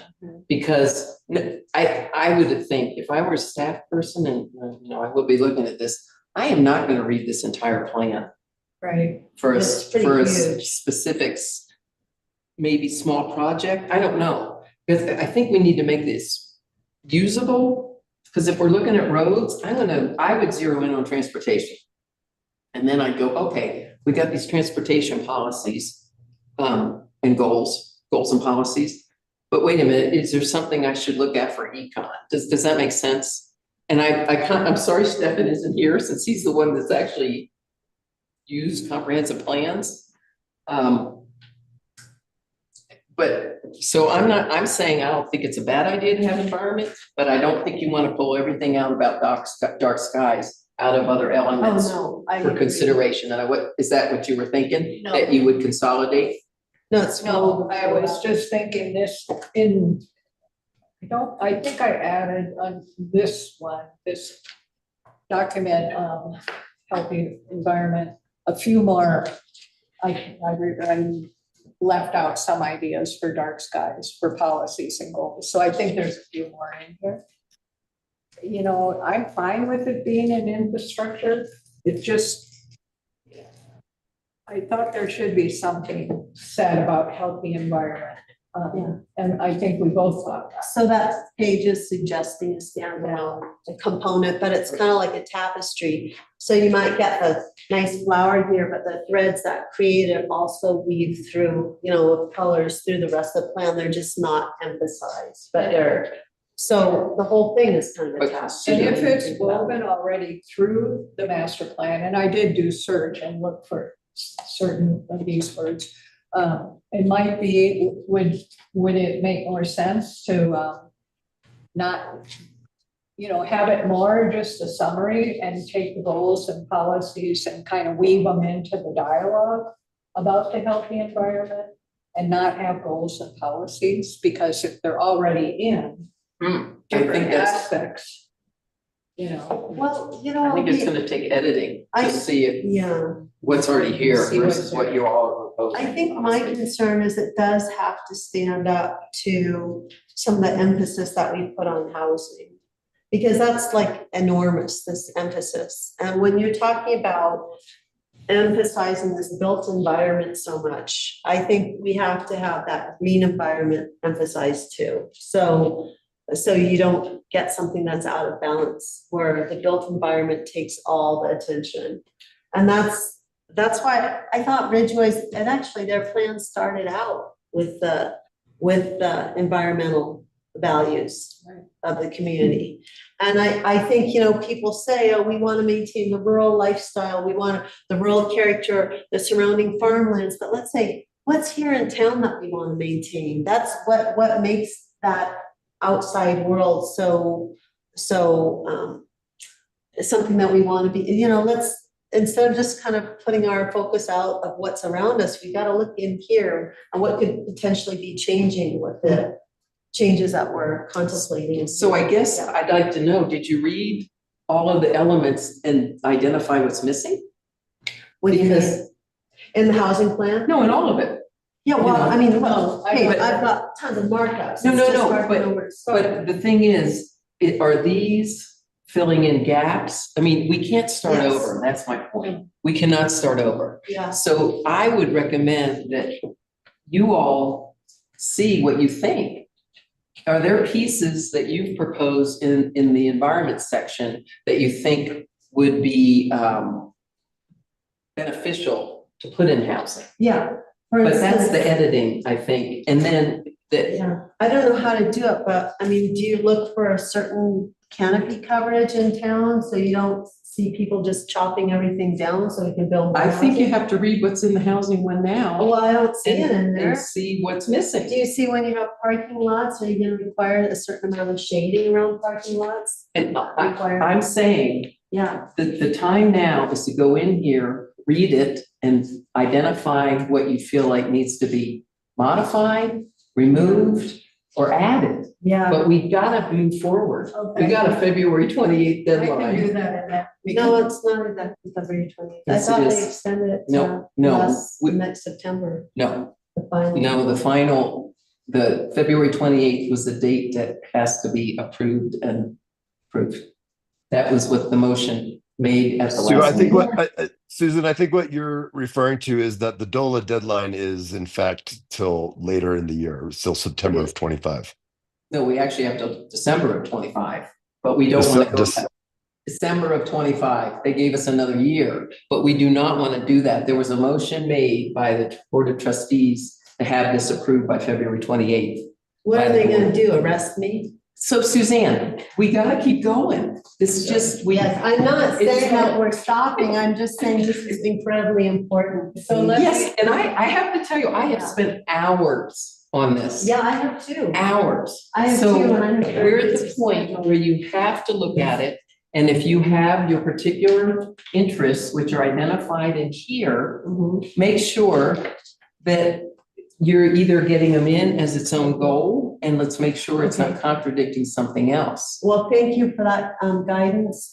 We spent some time on this. This was a starting point for us. Yeah, and we can go through and do that. Yes. So Because we just, we'll do that. It's a good Okay. suggestion. Thank you. Okay, so So what, can we lay out what the project plan is here? We're saying that there's a February 28th. Is it a deadline or like, is it a recommendation from the board? it's a self-imposed deadline. Okay, I'm just asking, like, is that's a deadline? We essentially, as a body, you cannot make a vote past that date. Is What's that, gonna do I have that? Something down there. Are you gonna kick planning? I'm just commission saying, off? we need to get this finished because our code, the woman redoing the code needs a comprehensive plan to help address that in the code. So could we just keep moving forward? The board made a decision and you need to adhere to it as best you can. Yeah, there's some massive changes going on in here. And okay, so Pete, did you have any other concerns there? I mean, it's just like, what's the, like, let's just treat this like a project. Like, what are our milestones? Like, we've only got so many meetings, right? We're meeting the first Monday.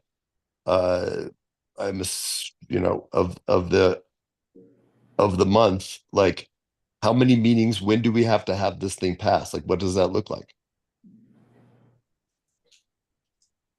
Well, if I might, it has to be approved by the Board of Trustees and the County Commissioners. And they meet, I'm not sure when, but they've been alerted to a potential February that this would be in front of them. Is it approved by the board or is it, So if I could. Based on the September 4th joint meeting of the Board of Trustees and the Planning Commission, the timeline we had worked out was by this meeting on 10/15, we would have a compilation draft to review, which we have in front of us. We have our beginning of November meeting or beginning of December meeting. January is supposed to be the first hearing before the Board of Trustees, I believe, with February, the second hearing and approval.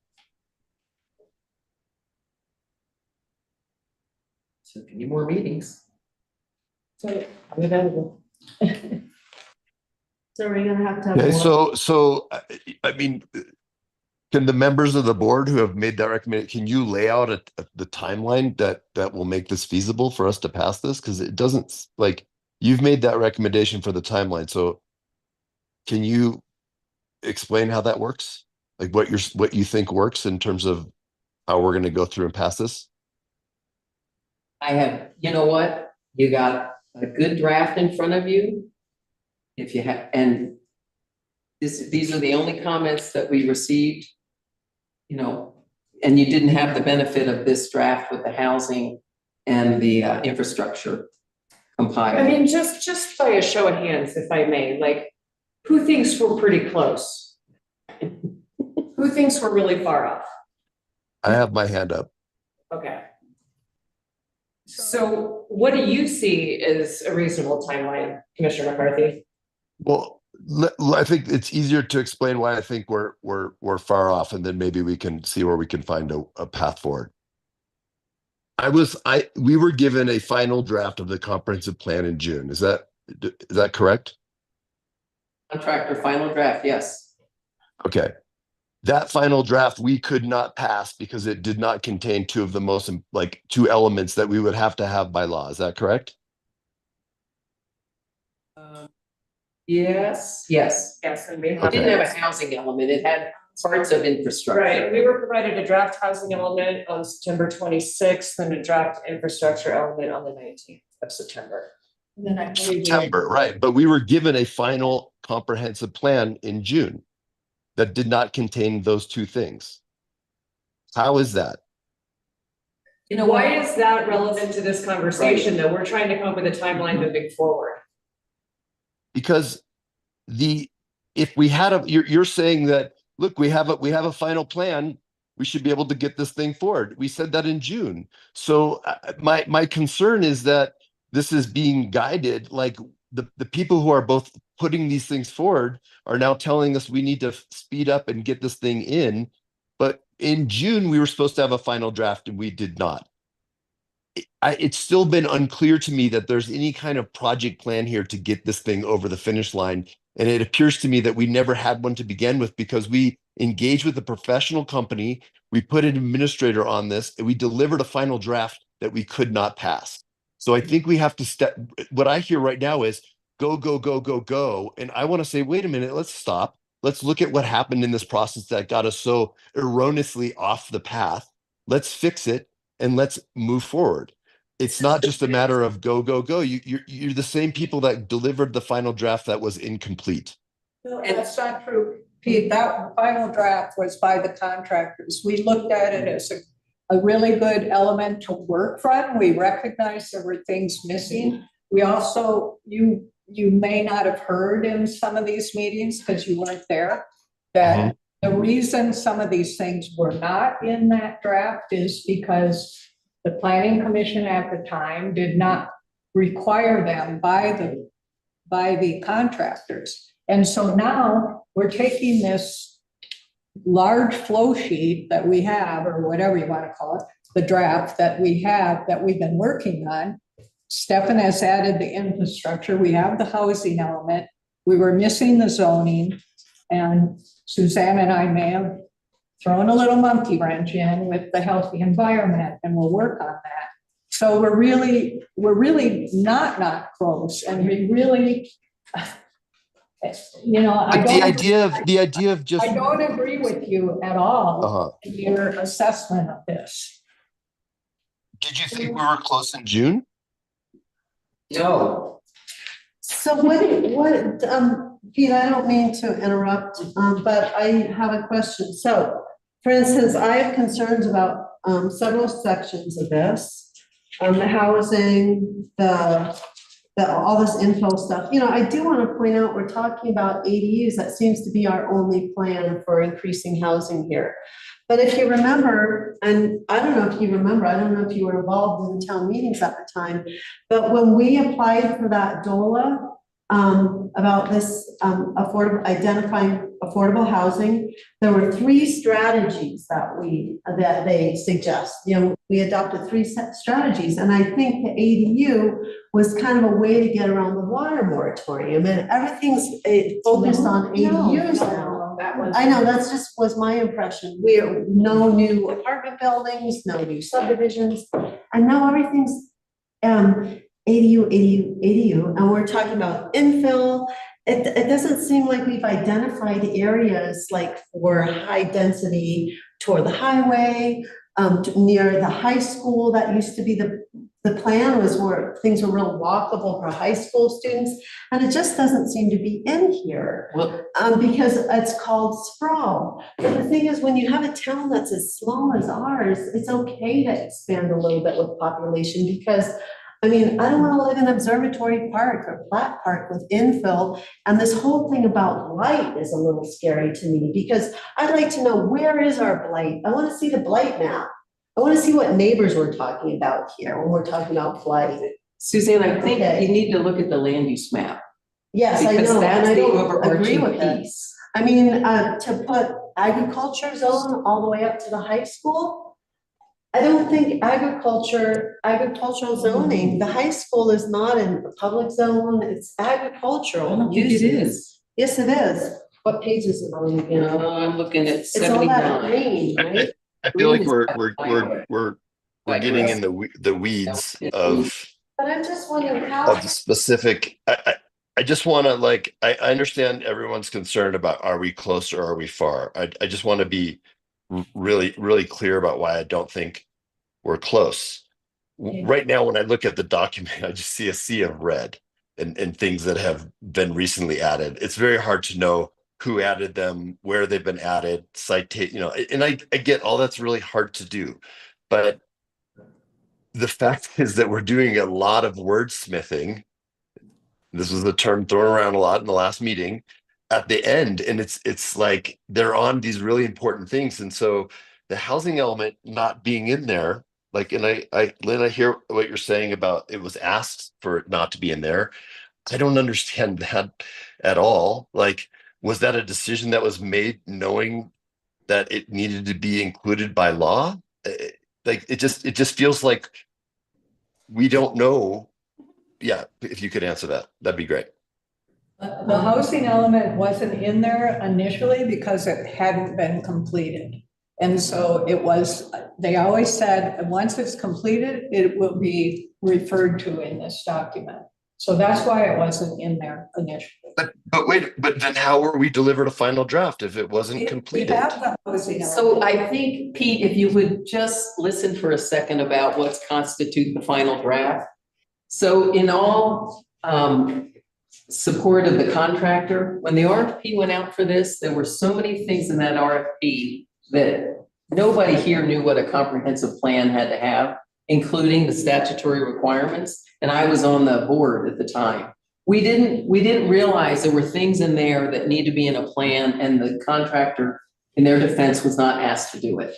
So, and then there's been some mixed signals over time. So at this point, this is what we have to work with, because we do know that we have statutorily required sections that have to be put in. And that's what Stefan did. Stefan took what was in the Housing Action Plan assessment, synthesized it into goals and policies. So it's time to read it, get off the past. We have to move forward. We have most of the things, we don't have the maps we need at this point required by statute, and they are in there as placeholders, and Stefan can make them. He just didn't have time because we are also dealing with the budget right now. So that's a priority for him. So we are really, I have read the whole thing. I think there is so much good content here that is usable. I think you're splitting hairs if you're talking about what the contractor didn't do. What we got on the June 21st was what the contractor thought was their fine. There were things they took out. I don't understand why. And some of that's been put back in. And I noted, if you read the strikeout and underline, Stefan, you already saw the pieces Stefan created. They have been inserted in here because I don't know how anybody could do this without a single continuous document. I have written in text boxes where other pieces came from that I pulled from other places, and that's why they're shown in red. So, and then I created a clean copy so you can see what it would read like. I think we cannot go in circles. Read it and say what you would like to be changed, and the ideal way to do it is to strike and underline in these sections. And we can get you the Word documents so you can work on them, because obviously now they're PDF.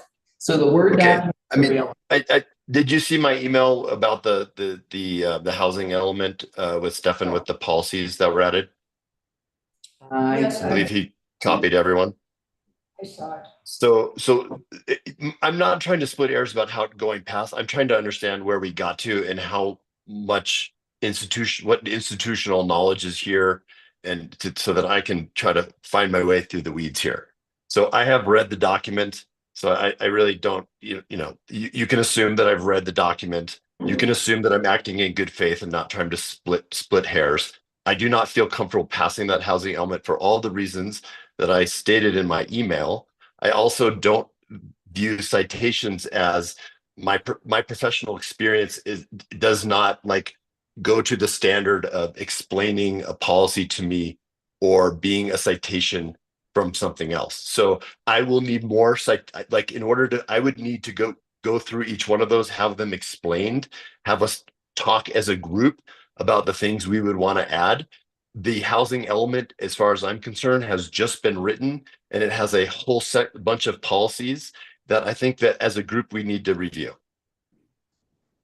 So that's a good point. So my question is, I've made a lot of notes here, but I have no idea how we move forward with this. And I'm thinking, do we do one section at a time, one section per meeting? Because it's massive. I mean, this is a bigger plan than what the contractor delivered. And I thought that it was going to be streamlined a little bit so we could get through it, but it's one of the biggest master plans I've ever seen. And I know Lynn and I are guilty of adding a little bit more to it, but I don't understand how Ridgeway can have such a thin master plan and ours, how many pages? I know I'm looking at two different documents here. One is a strike and underline and one is a finished document, but I was hoping it would be something that we could it was a little easier to read. If I can offer some constructive, I don't think we need a meeting for every element.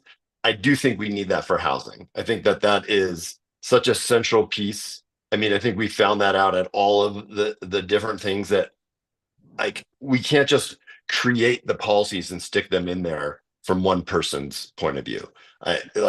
We need to go through and have a conversation about those things. Did you see? That wasn't just what one person, so when Administrator Nguyen created that, he pulled the information directly from the needs listed in the housing needs assessment and the housing action plan. Yes, yes, the goals, I believe, but the policies I asked for citations from there. The policies did not have any citations from the action needs plan. That was in the email. That's what I'm referring to. So Pete, I would say, so when you read the policies, how would you reword them? Are there pieces missing you would like to add? Is there a policy you want to remove? I don't think we need to reinvent the housing needs assessment. I think we have to have. I think we need to sit down and have a discussion with the person that wrote them. He cited several broad sources, not specific sources. So I would like to see for those things citations, beyond just my professional experience. Can I just ask why? I'm not trying to pick on. So that I can educate myself on the broader context of what those policies are about, and I can understand what I'm signing off on. I don't understand what I'm signing off on. But again, it's not a matter of understanding. We're not signing off on the source information where these came from. We're looking at this document, what needs to change before we approve it. So rather than backtracking, how about moving forward and just saying what we agree with or what we disagree with, what we have a problem with, So what? Can we stop can you stop characterizing my motivation or backtracking? I'm not backtracking. These are the policies that were just put forward, and I'm saying that in order to be comfortable with them in the future, so this is not going back, I am going to need to understand that more. Citations give you context to understand those things.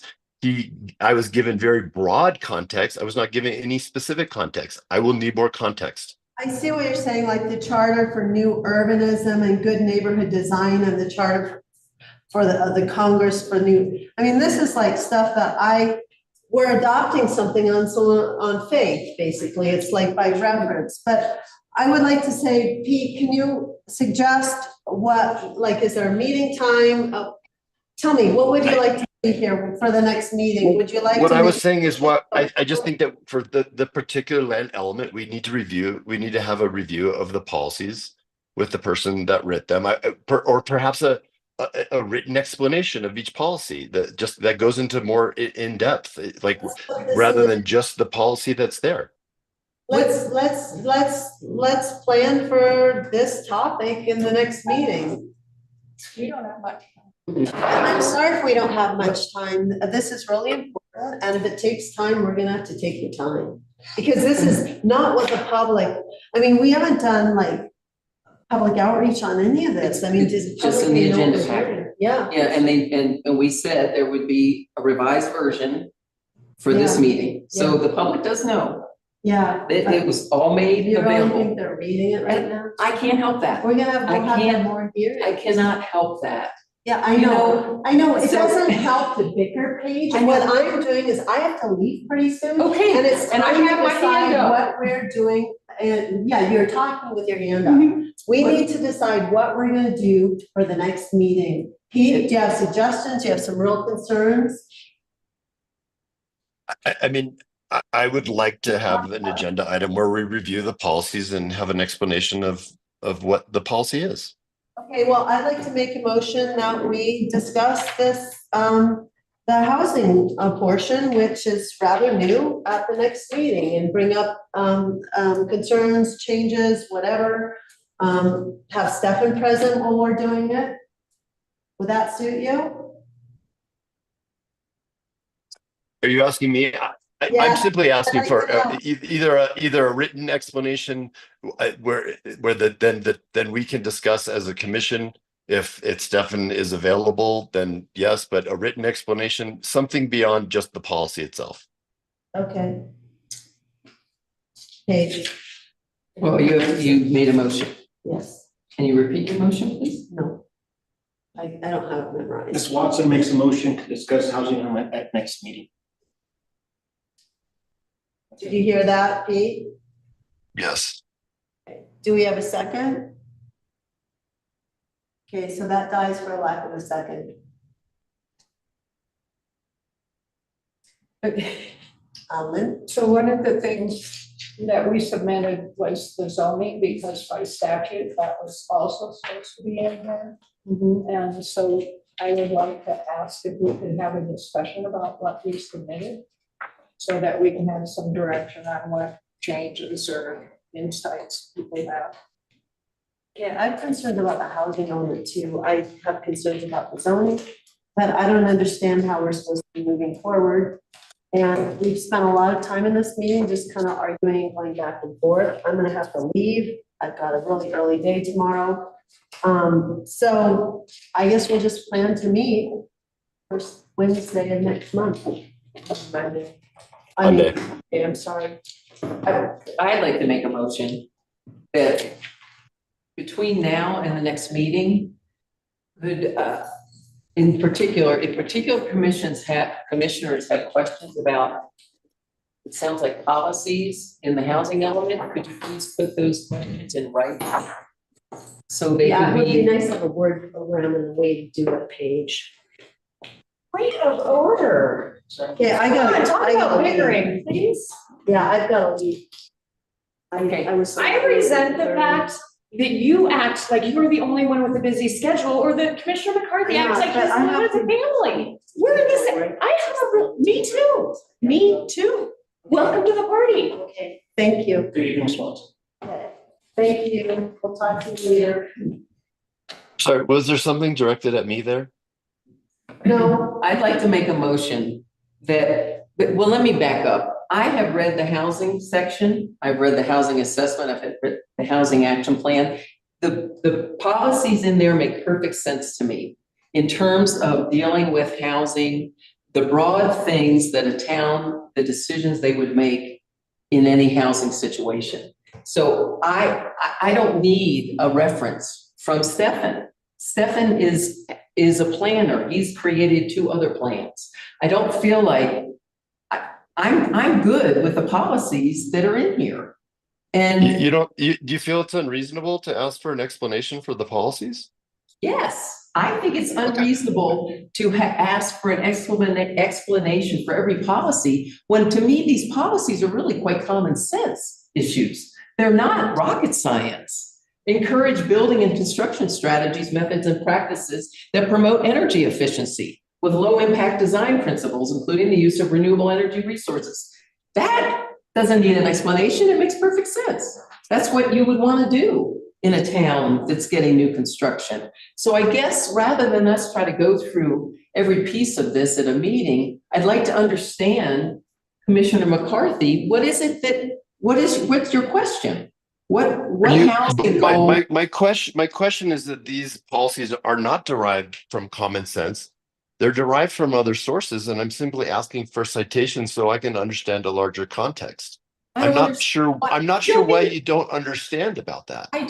Show me one of the policies that you think is out of line, that you wouldn't want to. I'm happy to discuss it as we just passed the policy. I'm happy to discuss it if we want to bring that up as an agenda item. I think that's, at this point, the motion did not get a second. Because we cannot spend inordinate amounts of time explaining to a single commissioner the thought behind every one of these policies. And perhaps if Stefan can be available, he can discuss the portions of the housing assessment and his experience. We are relying on our professionals' experience for what you need to be considering if you're dealing with housing in a comp plan. I think we have to give some deference to Stefan and his experience as well. It's not about deference. Stefan's experience is derived from standards and from writings and from things. So it's about citations, so that I'm not going to the high priest for my information. The high priest is giving me some citations in places where he's deriving his expertise from too. So I don't think what I'm asking for is onerous. I don't think it's out of line. I think it's just fairly straightforward to ask for an explanation. So can I recommend that you just make an appointment to meet with Administrator Nguyen in his office so you could ask him these questions in person? No, because I want to discuss them with the group. It's the planning commission to decide these things. Is okay with it as it is. Well, okay, and if you've got the votes, then vote for whatever you want. I'm telling you right now, I'm not comfortable. I don't think you have the votes, and I'm not comfortable with what you have. So I think you're going to have to actually put some deference into what the minority is saying here. And I know that that's not exactly the way that the town politics work, but if you want my vote on this thing, you're going to take your. And you're not, so we can get your vote. Could you please just make an appointment and talk to the town administrator?